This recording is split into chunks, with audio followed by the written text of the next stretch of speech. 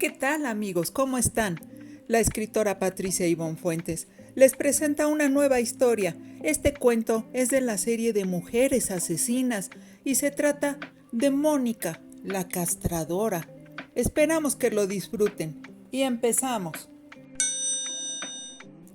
Mónica tenía pocos recuerdos de cuando ella y su hermana Verónica eran bebés o muy chiquitas. Su papá y su mamá le habían dicho que las fotos de ella y de su hermana de cuando eran bebés se habían perdido en un incendio hacía muchos años. Por supuesto, aquello era mentira, pero Mónica les creyó por principio de cuentas porque no tenía motivos para dudar de ellos. Casi de lo único que Mónica se podía acordar de cuando había sido niña era de estar jugando con muchos niños. Quizás sus amigos del kinder, pensaba, y sus papás nunca la desmintieron de aquella creencia.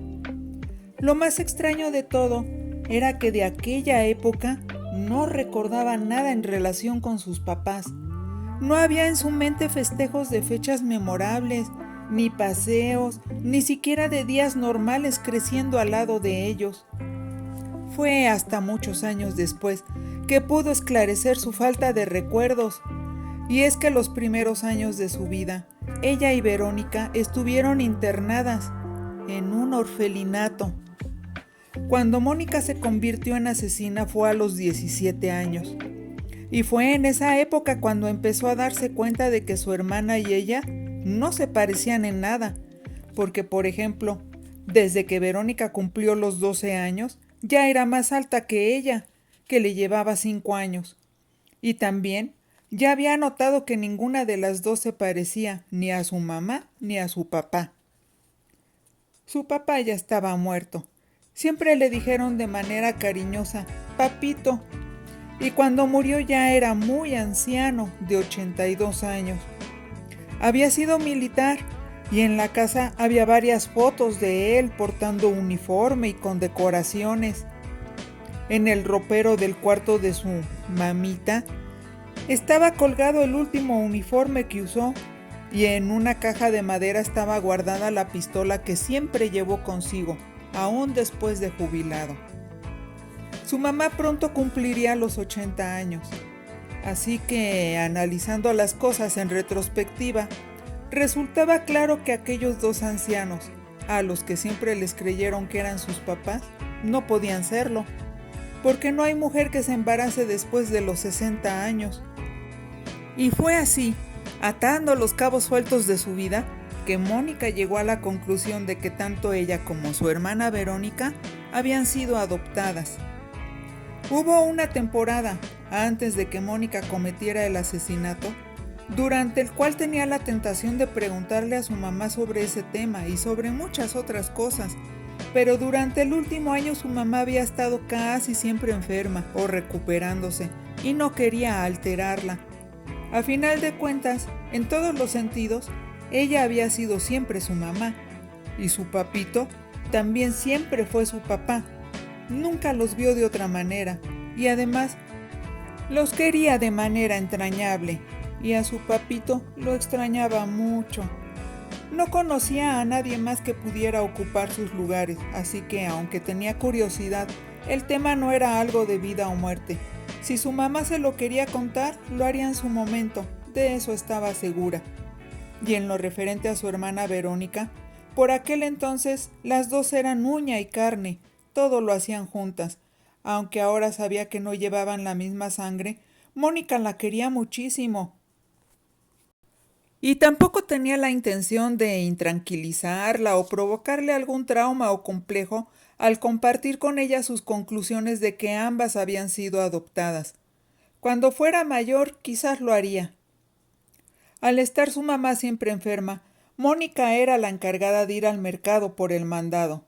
Verónica, por ser más chica, solamente iba a veces a las tortillas, al pan o a la farmacia de la esquina. A Mónica no le molestaba hacer las compras. El mercado no estaba muy lejos de su casa. Eran como unas 5 calles de distancia, y le gustaba irse por la avenida principal de la colonia, en donde se situaban todos los comercios. Le gustaba ver el movimiento de la peluquería, la tienda de abarrotes, la tienda de mascotes, la de ropa, los almacenes donde vendían telas, la mercería, la panadería y en particular la tienda de antigüedades, en donde vendían adornos y figuras que parecían ser verdaderamente costosos. En fin, le gustaba el ambiente que se generaba con tantos clientes, entrando y saliendo, saludándose si se conocían, algunos con prisa, otros con lentitud y parsimonia, mirando los aparadores con toda calma, dando la impresión de que no tenían dinero para gastar, pero que tiempo para derrochar tenían mucho. Mónica siempre pasaba frente a la panadería. Casi a diario veía ahí, recargado en el quicio de la puerta de entrada, a don Severo, el dueño. Era un tipo entrado en años, panzón, con la barba negra siempre, pues parecía que nunca se rasuraba. No le caía mal el señor, pero tampoco era como para hacerle la plática o sonreírle, a pesar de que el hombre siempre la saludaba muy sonriente, con demasiado interés para el gusto de Mónica. Algo en su interior le avisaba que se anduviera con cuidado con ese hombre, y por lo tanto colocaba una línea bien definida con su actitud amable pero seria y distante. A veces ni siquiera le contestaba al saludo, fingiendo ir distraída, o algunas veces de plano se cruzaba a la acera de enfrente para evadirlo. Mónica no podía imaginar que las precauciones que ella tomaba, la tonta de Verónica las pasaba por alto. A pesar de que Mónica en alguna ocasión le había alertado al respecto, diciéndole que don Severo a veces le caía gordo, porque parecía que se salía de su panadería y se quedaba en la banqueta nada más para verla pasar, como si no tuviera otra cosa mejor que hacer. Por supuesto, ni en sueños hubiera imaginado que acabaría matando a don Severo, pero la idea se presentó un día, nítida y contundente, sin rodeos. Tenía que matarlo a como diera lugar, y así lo hizo. ¿Cómo no hacerlo? Después de enterarse de que había violado a su querida hermana Verónica. Mónica se dio cuenta de que algo malo estaba pasando cuando notó que Verónica estaba triste, acostada en su cama con gesto de dolor. Al principio se preocupó, pensando que se había enfermado del estómago, pero cuando se acercó a ella, notó una mancha de sangre en la cama. Mónica soltó un suspiro. Vaya, era eso, pensó, y le dijo: no te preocupes, es tu primera menstruación. Ahorita te ayudo a limpiarte y te voy a dar de mis toallas sanitarias. Puedo explicarte y... No es eso, Mónica, sollozó su hermana Verónica. Claro que es eso.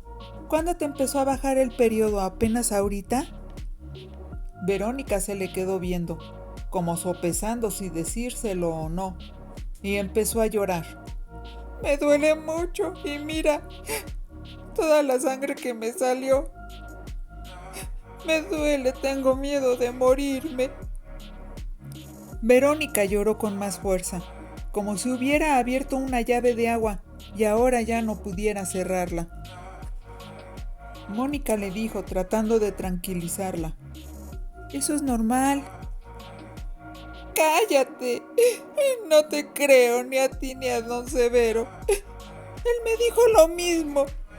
Me dijo que era normal y que se me pasaría pronto. Pero no se me pasa, me sigue doliendo. Mónica estaba totalmente confundida. Arrugó el ceño. No entendía nada. ¿Don Severo? ¿El gachupín de la panadería? ¿Qué tiene que ver ese pinche viejo?, le preguntó Mónica extrañada, aún sin comprender la magnitud de lo que pasaba. Verónica se abrazó a su hermana, con gemidos de dolor y de miedo. Sí, él, le dijo llorando la chiquilla, con una desesperación impropia de una niña de 13 años. Te juro que yo no quería, te lo juro, Mónica, te lo juro. Ay, yo no quería, pero don Severo me obligó y me ha hecho daño, mucho daño. Pero, ¡No puede ser!, gimió aterrada Mónica, enfrentándose por primera vez en su vida ante lo inconcebible. Verónica reanudó su llanto más desconsoladamente. No te enojes conmigo, hermanita. Por favor, te quiero mucho, ayúdame. Ay, no me quiero morir. Mónica la abrazó y empezó a llorar con ella. Las emociones la mareaban. Sentía furia, impotencia, pero sobre todo, odio. Odio hacia ese infeliz. Comprendía lo que había pasado y por eso le era imposible dejar de llorar, porque eso no debió de haber pasado nunca. Hasta le daban ganas de agarrar a golpes a su hermana. Verónica, ¿pero por qué? ¿Cómo fue? La sacudió tomándola por los hombros. ¿Por qué no gritaste? Te hubieras echado a correr. ¿Qué hacías con ese tipo? Mónica le exigía respuestas, pero no la dejaba ni hablar. ¡Ay, escúchame, por favor!, le suplicó Verónica, y se lo platicó todo, llorando a mares, pero ya nada se podía remediar. Le dio detalles de lo que había pasado, y conforme su hermana lo narraba, Mónica sentía el odio dentro de su corazón. Era una sensación física, pesada y ardiente. Inclusive, sintió que podía estallar de un momento a otro, porque sentía que era como un volcán a punto de explotar. ¡Maldito violador! ¡Hijo de la ching! ¡Pero si tienes 13 años! A pesar del drama que estaba viviendo, Verónica se intimidó cuando sintió la furia de Mónica, su hermana. Nunca la había visto tan enojada, nunca había dicho tantas groserías, ni lanzado tantos gritos. Mónica lloró y luego golpeó y pateó la pared hasta hacerse daño. Verónica la veía sin atreverse a detenerla. Estaba aterrada. Llegó a creer que por culpa de lo que le había pasado a ella, su hermana podía morir de tanto odio que mostraba. Fue hasta el momento en el que Mónica se dio cuenta de lo aterrada que estaba Verónica, cuando por fin pudo hacer acopio de toda su fuerza de voluntad para dominar su ira y contenerse. Supo que estaba siendo injusta, espantando a su hermana con aquella actitud de furia y de odio. Y la pobre Verónica seguramente ya estaba muerta de miedo desde antes de decirle lo que le había pasado. Y aparte, se dijo Mónica para tranquilizarse, en todo eso su hermana era la más perjudicada. Entonces la abrazó, y cómo lloraron juntas las dos. Mónica tuvo que explicarle a su hermana lo que le había pasado, porque la pobre niña estaba totalmente confundida y aterrorizada. Mira, tenemos que calmarnos, le dijo, y por principio de cuentas, no te vas a morir. Pero eso sí, han cometido contigo la peor de las canalladas, el crimen más asqueroso y repudiable del mundo. Verónica seguía llorando. Hasta se había olvidado del dolor físico que había estado sintiendo momentos antes. Empezaba a comprender en toda su complejidad lo que significaba que la hubieran violado.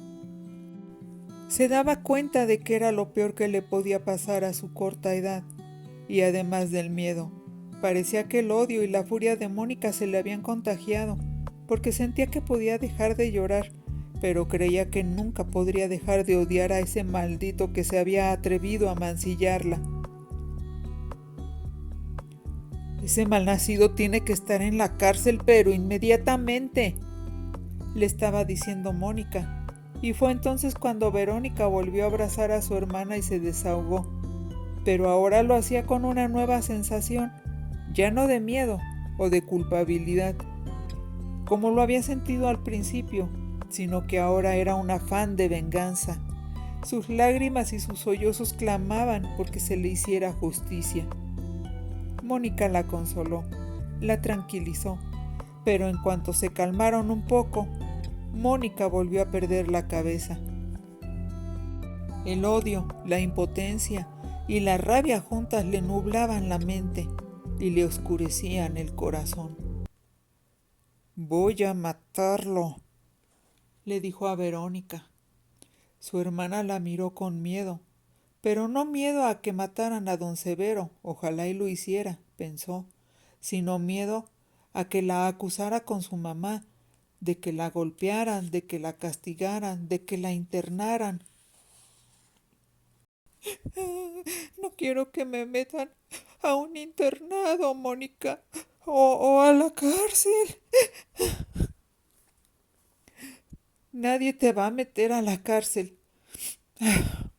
Tú no tuviste la culpa, eres una niña. Yo me voy a hacer cargo, pero no quiero que le digas nada a mi mamita, ¿ok? Ya sabes que ha estado muy enferma. No quiero que se vaya a morir de la impresión. Además, apenas si se puede mover. ¿Qué carajos va a poder hacer ella? Nada más llorar con nosotras. Y ahorita no puedo distraerme cuidándola», le dijo Mónica, con la determinación cincelada en el rostro. «Tengo cosas mucho más importantes que hacer». Mónica le ordenó a su hermana que se quedara ahí en su recámara.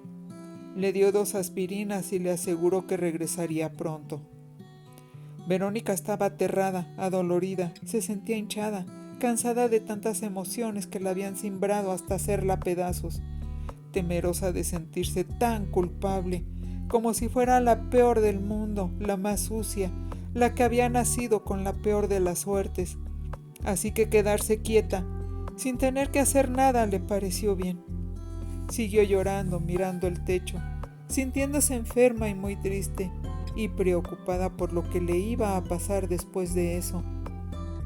Sabía que lo que don Severo le había hecho era malo, pero nunca imaginó que fuera tan verdaderamente malo como le decía su hermana.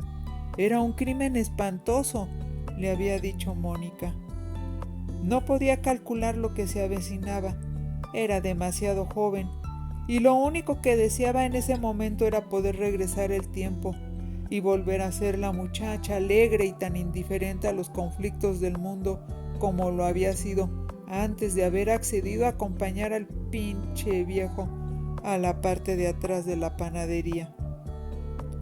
Por su parte, Mónica se lavó la cara para tratar de borrar las huellas del llanto. Intentó controlarse, porque ya tenía un plan hecho. Entró al cuarto de su mamá. «Hola, mamita», le saludó fingiendo una sonrisa. «Vine a darte tus medicinas, ¿eh?» «Ay, sí, mija. Gracias».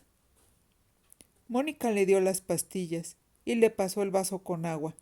Esperó a que la anciana deglutiera la medicina y luego le preguntó: «¿Se te ofrece algo más, mamita?» «Pues me he sentido muy cansada.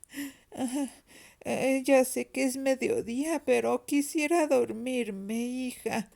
Pero ustedes se traen mucho relajo allá en su habitación. ¿A qué están jugando o qué, hija? Hasta aquí se oyen sus gritos. Ay, a ver si me dejan dormir un rato, por favor». «Sí, mamita, perdón». Mónica le dio un beso en la frente y luego se encaminó al ropero de su mamá. «¿Qué quieres ahí, Mónica?» «Ah, ¿puedo agarrar la colección del Lágrimas y Risas, mamita? Es que quiero volver a leer la historia del pecado de Oyuki». «Ah, sí», le dijo la anciana, más dormida que despierta. Así que Mónica abrió el ropero y no tuvo ninguna complicación para encontrar la pistola de su papito y una caja de balas. Después de tantos años ahí guardada, lo único que deseaba Mónica era que todavía sirviera. No reflexionó en lo que estaba haciendo. Si se hubiera tomado 5 minutos para pensar detenidamente en lo que iba a hacer, todo hubiera sido diferente. aunque sinceramente en aquellos momentos estaba convencida de que estaba haciendo lo correcto. Sin embargo, provocar una muerte, sea de quien sea, así se trate de un violador, no puede tener consecuencias positivas. Eso lo sabe ahora, que purga en la cárcel una condena de 30 años, pero en aquel momento no podía ni pensar. Vive enojada en prisión, porque cuando la juzgaron no le quisieron rebajar ni un año a su condena, a pesar de que su abogado presentó la atenuante de que todavía no cumplía los 18 años y de que ella hizo lo que hizo porque consideró que la vida de su hermana menor estaba en riesgo. De cualquier manera, se dice a sí misma, hoy, 8 años después de los sucesos, ya nada puede cambiar. Y si tuviera que volver a hacerlo, lo haría. Lo volvería a matar, claro que sí. Nada más que lo haría de manera diferente, planeando fríamente todo, intentando burlar a la ley, porque no solo acabó con la vida de ese maldito panadero, que ojalá se esté pudriendo en las llamas del infierno, sino que también echó a perder los últimos años de vida de su pobre mamita, quien a punto de morir le escribió una larga carta y le confesó que ella y su hermana eran adoptadas, pero que nunca les había dicho nada, porque para ella no había nada que pudiera cambiar el amor tan enorme y profundo que siempre les tuvo, y que aunque habían salido las cosas muy mal, de todas maneras ellas dos, sus hijas queridas, habían sido un regalo del cielo, unos ángeles que la acompañaron en sus últimos años de vida. Cada vez que releía aquella carta, Mónica lloraba por horas, pero ni modo. Seguía pensando que si hubiera actuado diferente y simplemente hubiera denunciado a ese maldito violador, el desgraciado hubiera quedado impune, porque así pasa casi siempre. Los culpables quedan libres y las víctimas se quedan sin la justicia que les correspondía. ¿Cómo lo mató? Eso es lo de menos. Todo fue fácil. Simplemente cargó la pistola. Se encaminó a la panadería, entró, y en cuanto vio a don Severo, le disparó toda la carga encima. Solo una bala fue mortal, la que le entró en el corazón. Las otras 5 le destrozaron los genitales. Mónica lamenta que su hermanita haya tenido que vivir toda aquella tragedia. Así es la vida, piensa en sus largos días de encierro en prisión. Si las hubieran adoptado en otra familia, quizá nada de eso hubiera pasado, porque hubieran vivido lejos de esa asquerosa panadería. Pero el hubiera no existe. Después de la muerte de su mamita, su hermana Verónica estuvo unos meses en el orfanatorio y después otra buena familia la acogió. Pero en cuanto cumplió los 18 años, Verónica les dio las gracias de manera sincera por haberla cuidado esos años y decidió empezar su vida por su lado. Y a veces, muy a veces, va a visitar a Mónica a la cárcel. Sin embargo, aquella magia que existía entre las dos, antes de aquella infortunada tarde en la que Mónica se convirtió en asesina, desapareció para siempre. Mónica piensa que su hermana debe de seguir sintiendo cariño por ella, pero ya no sabe expresarlo. Comprende que, lamentablemente, ha de ser más grande la deuda moral que le supone saber que por su culpa, ahora ella purga una condena que terminará de cumplir hasta que tenga 47 años. Pero ni modo, no tiene caso autocompadecerse, piensa Mónica. De cualquier manera, no es la única en aquella prisión. Son muchas mujeres pagando su castigo. Y cada una de ellas tiene su dolorosa historia.